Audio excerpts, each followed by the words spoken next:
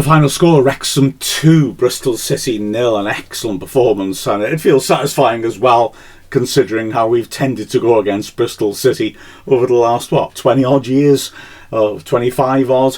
9 losses and 2 draws in the last 11 clashes. So really nice for us to get a win against them, especially because they are a strong side who have done exceptionally well despite injuries biting into their squad. They've got key players coming back now, but that didn't stop us from, I would argue, designing a perfect game plan for this match and then executing it absolutely magnificently.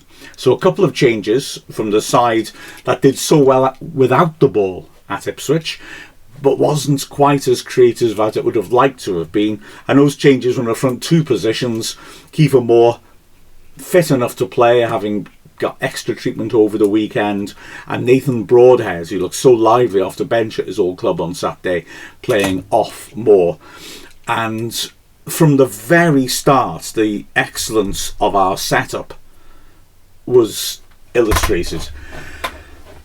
Bristol City, true to the Austrian school coaching style of Gerhard Ströber, and oh my word, they pressed really hard in our half. Their press was well organised. They moved the ball around quickly. You can see how they could blow teams away in this division. You can see how they'll score goals by forcing errors in this division. They're a proper front foot team and good to watch. But we really set ourselves up beautifully to counteract that. Firstly, the way we knocked the ball around at the back and passed through the press was outstanding. The players kept their nerve. You've got to do that.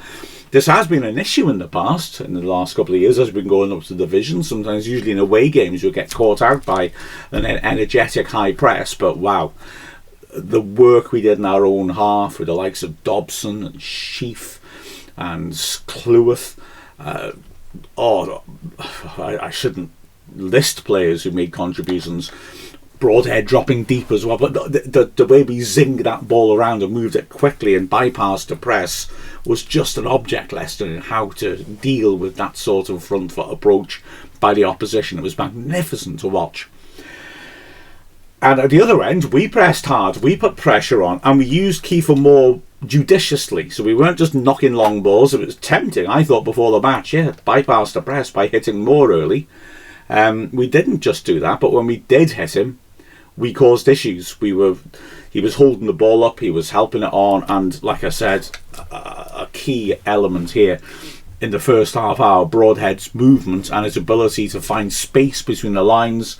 As Andy Morrell said in the commentary, Bristol City's midfielders man-to-man in the middle of the pitch, which left them the issue then with more mobile and occupying the back three. Who picks up Broadhead? And he was buzzing everywhere. It seemed like carte blanche to play a free role. Number of times he popped up between Bristol City's midfield and defence in great positions, and he was a goal threat, as he showed when he opened the scoring, and he was a creative threat as well. It was a absolutely top level first half hour by him.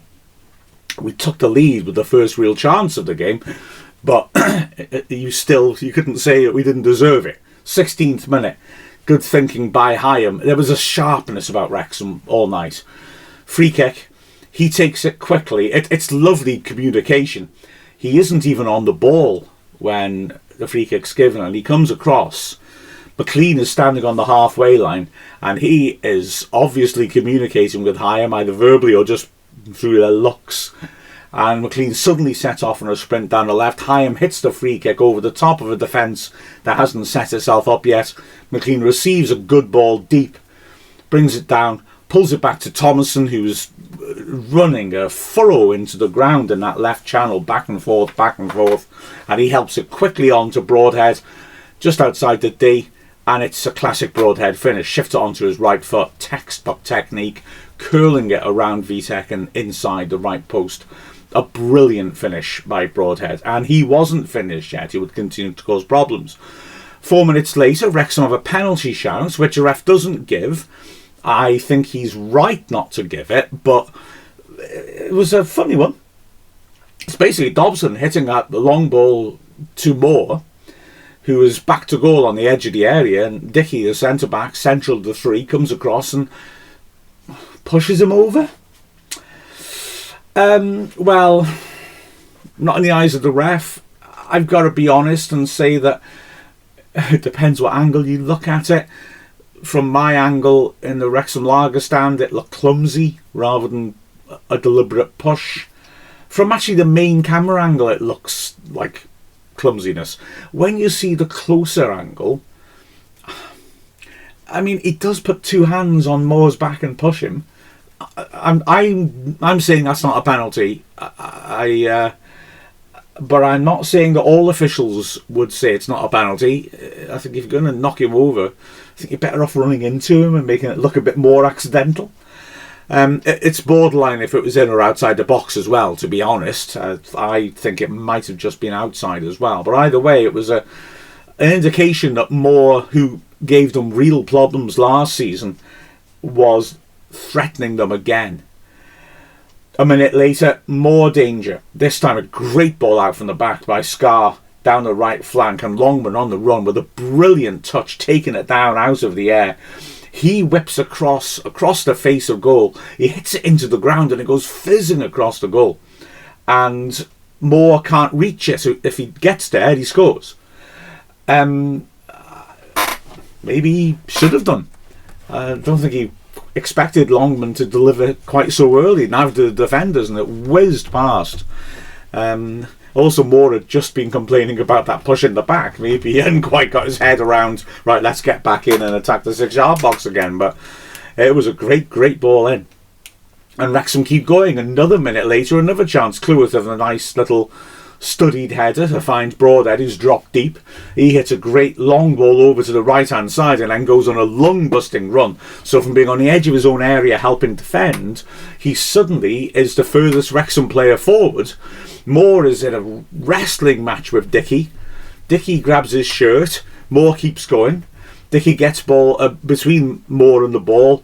Moore shoves him and then plays the perfect through ball, and Broadhead is completely alone in the penalty area, straight down the middle. A sensational chance, but the lineswoman gives a foul against Moore, and looking at it again and again, it is a foul.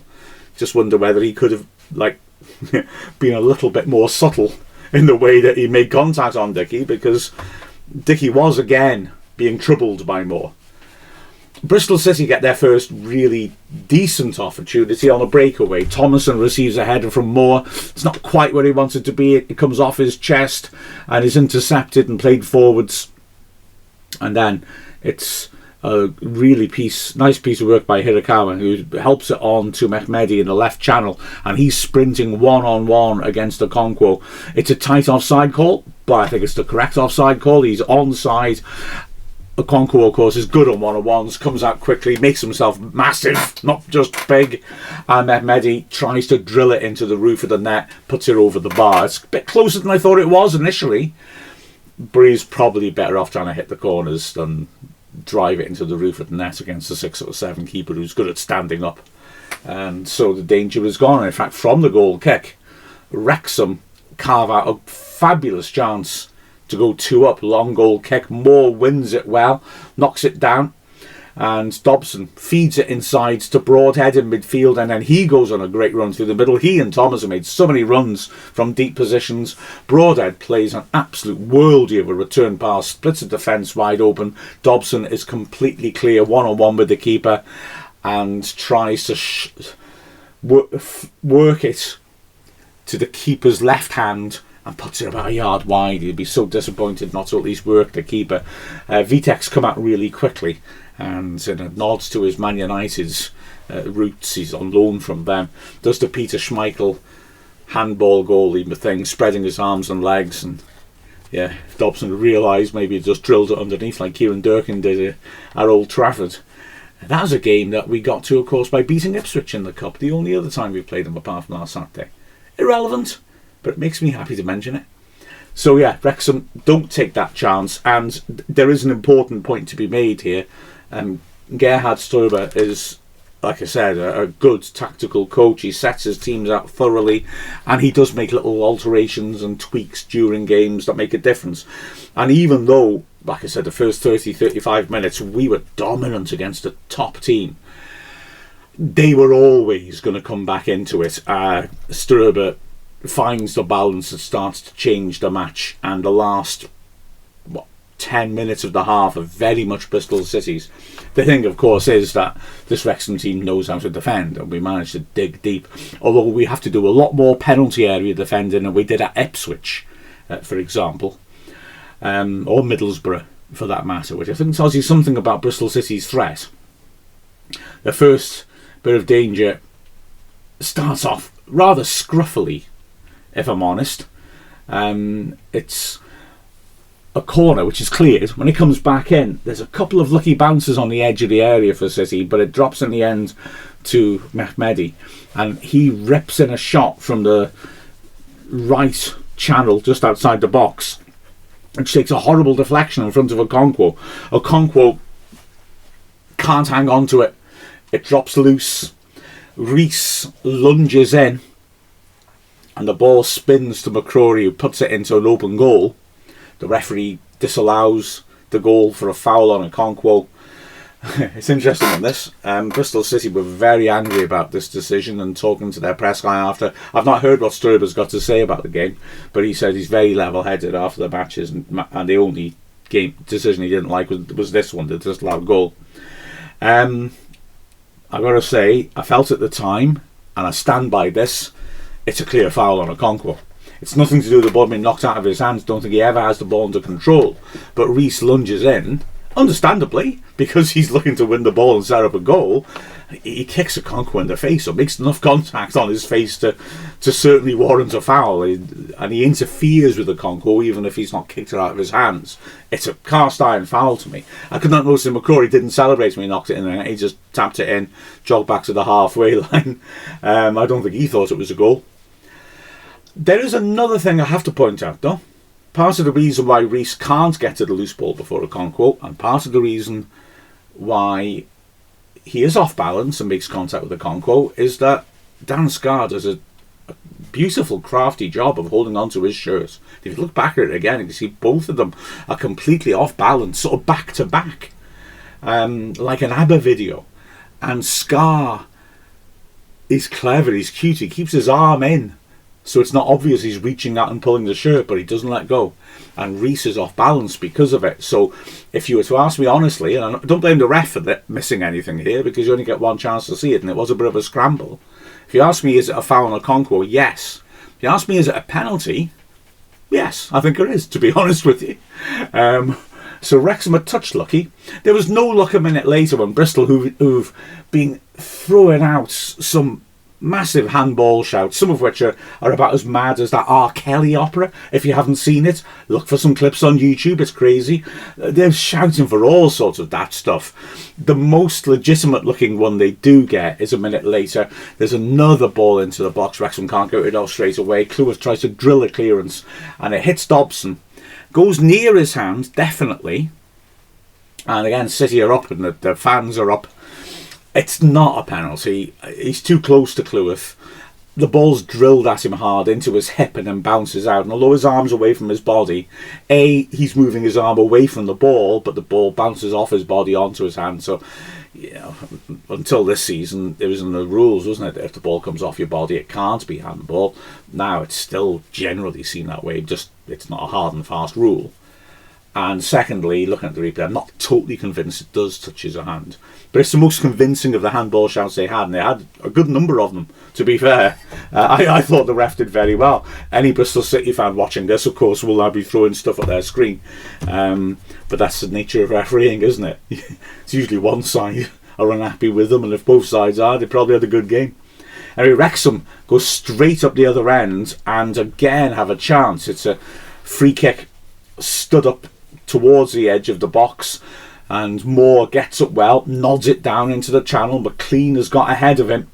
It's dropped on his right foot though, and so he has to try and scoop it in with it, by getting his left foot around, and he can't make proper contact on it. He scoops it over the bar. Frustration for Wrexham.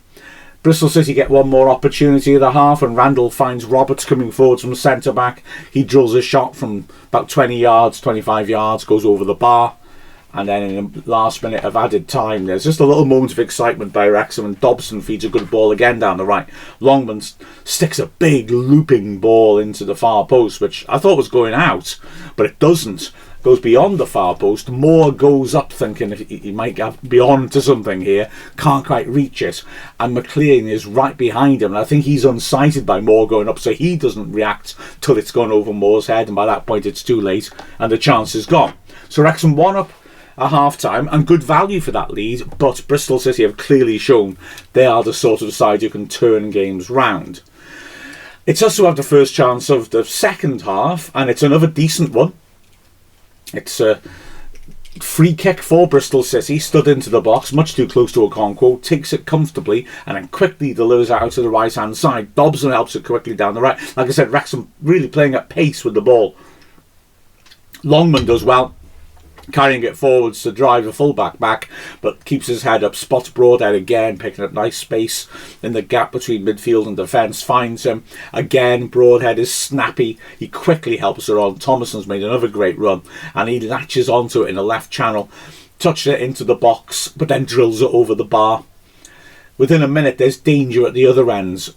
Scramble in the box, Starter and Sykes getting loads of space on the right side in the second half, and quite surprisingly got taken off after about an hour or so, because he was getting into some wonderful positions.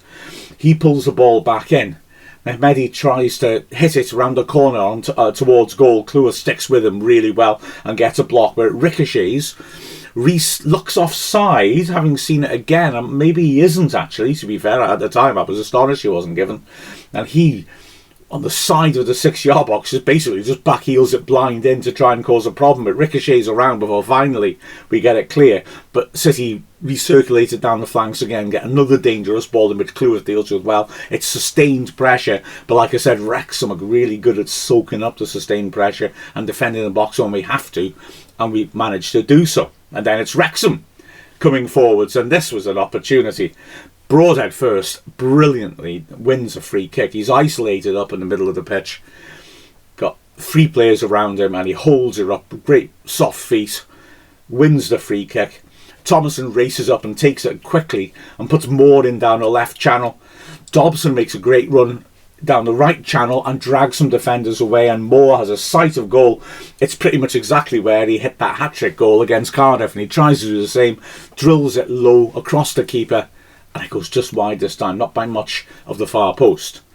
It's a fascinating game now. Mehmedi drives in a nasty shot through a crowd, and Okonkwo does well to get down and get a firm parry onto it. Halfway through the half we make a couple of changes. Josh Windass coming on for Broadhead, Matty James coming on for Sheaf, and immediately those two add a little bit extra. They do very well. Windass is looking lively and inventive, and like Broadhead, picking up good areas to receive the ball in the opposing half. Matty James, just like I said, with Sheaf still getting his fitness right, is so useful in these situations. He just comes on and replicate Chief's quality, but with fresh legs, and James immediately is winning tackles, is getting up the pitch, and is often the most advanced of our centre mids, putting pressure on the ball. It's really good. A couple of minutes after that change, Wrexham nearly seal it.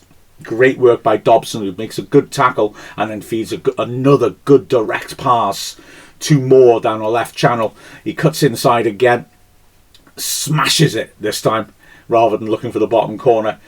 It's a terrific parry by Vitek, but it drops to Windass following up. He's not able to get a proper contact, but he still puts in a testing shot from pretty close range. Vitek completes a brilliant double save, and when it drops loose, it looks for a moment like Windass is going to have an open goal tap-in, and it just bounces across him, agonisingly out of his reach, and the chance is gone. But in the 75th minute, the decisive second goal comes. It's a corner on the right, and that's all I have to say. Sort of. Thomason rips a nasty ball in. He's looking for the far post. Vitek can't do anything about it. It hits the inside of the far post, ricochets back across the face of goal, hits Vitek on the back and goes in.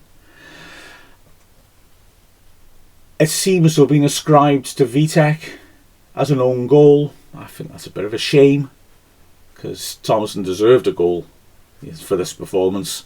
And if it's going to go in, it doesn't matter if it's just Vitek. If you shot from the inside the box, your shot's on target, deflects massively off a defender and goes in, you still get the goal. Well, if that's going in, let Thomason have the goal. I'm sure Vitek doesn't want it, but I'm not sure if that is going to be a decision. It's not clear really from the replays whether it is going to go in, I guess. But anyway, it's a goal. Wrexham don't mind.